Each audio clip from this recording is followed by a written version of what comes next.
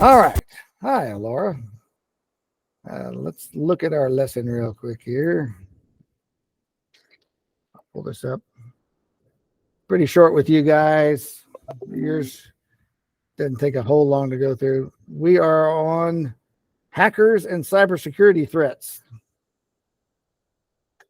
So I'll hit some highlights. You guys can look at the lesson and do the assignment this week. Just two of you guys. I don't need to keep you for a long time in class. Okay, the CIA triad. That's this is a security organization. We have an organization called the CIA triad. And let's see, select the parts. Here's the parts of the CIA triad. Availability, that ensures the data is available and accessible to satisfy business needs.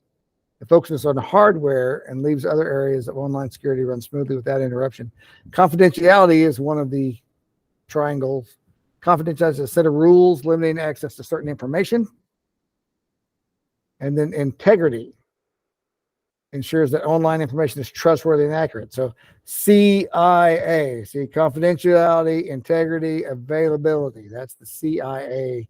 This isn't the Central Intelligence Agency. This is a foundation of information security, confidentiality, integrity, and availability. So let's move on and look at that real quick. It's going to ask you a question what the CIA triad is too, so pay attention to what those things are. Talks about the different types of hackers. There's black hat hackers, right? That's malicious hackers.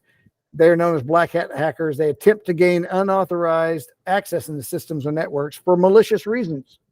They inflict damage by compromising the security systems and altering the functions of the websites. White hat hackers actually make positive contributions, right? They're considered the good guys. They're hired to work within organizations to strengthen the security of the systems. So they actually try to hack into the system of the company they're hired for just to find those leaks, find those flaws so they can be fixed. So white hat has permission to gain access to restricted networks and computer systems to try to find the security flaws. So there's black hat hackers, which have bad intent, white hat hackers, which have good intent, and then gray hat hacking. So sometimes it's not always black and white. Oh, they got a misspelling. They said black and white. Gray hat hackers try to gain access in the same ways that black hat do, but not with malicious intent. They just want to disclose the loopholes and vulnerabilities to law enforcement agencies or intelligence agencies. Say, hey, I was able to hack into this company and look how I got in there. Didn't do anything bad when I got in there, but I'm just showing you there's a way to get in. So it's usually done with the intent to protect something, but it's still illegal because they didn't have permission to do that. So it's kind of a gray area because they weren't doing bad things, but they didn't have permission. On rare occasions, they've been known to demand money to find these flaws. So Jack Cable first hacked the U.S. Air Force when he was 17 years old. He's a white hat hacker who participated in a Hack the Air Force program. He discovered more than 30 vulnerabilities and scored big cash. Hack the Air Force was just one of several legal programs that white hat hackers can participate in to expose potential security flaws. White hat hackers are vital because they expose vulnerabilities before cybercriminals can exploit them.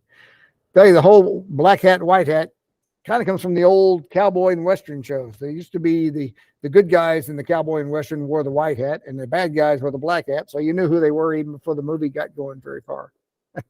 So that's kind of made its way into programming from the old country and western movies. Let's see. Some hackers are out to cause harm. So let's see if we can move each hacker to its matching title. Find vulnerabilities for fun. Well, that would be kind of like a gray hat, right? Improve the security network. White hat's hired to do that. Develop security software for organizations. Usually don't mean harm, gray hat. Develop programs like firewalls, that'd be a white hat. Hijack government websites for money. Definitely a bad thing. Do not usually have malicious intent. That goes over to gray hat. Steals information would be a black hat. Gains wealth through stealing. And let's see if we got them right. Hey, got them all right. So it's just knowing the difference between black hat, white hat, and then one kind of the gray areas. Hacking methods. If there's a way to break into a network, they'll do it. So let's look at some of the different tactics. Physical security threats. Some hackers follow employees into their place of work physically and get into their system.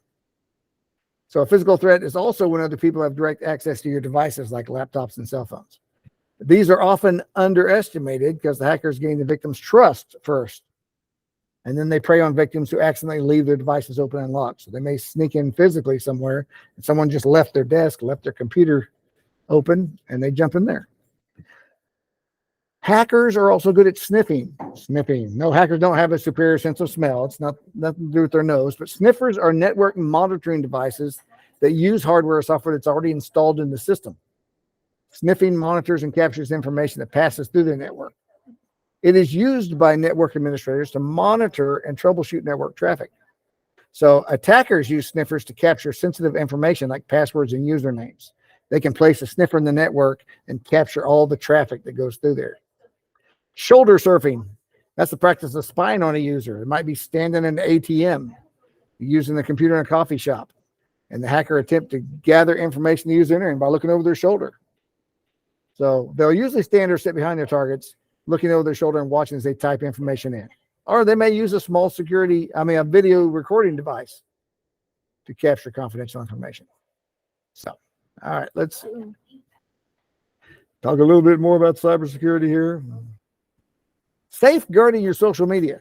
Why do hackers think social media is the best thing ever invented? Because nearly everyone has at least one account somewhere. It's a gold mine for hackers. They want to use information for nefarious purposes. Nefarious, evil, wicked, criminal. Nothing posted on social media is ever completely gone. Even when you delete it, there's a record of it out there. Profile information supplies tons of information. Allows them to personalize phishing scams where they send you an email that looks to be official from some company, but is actually trying to get you to enter some information.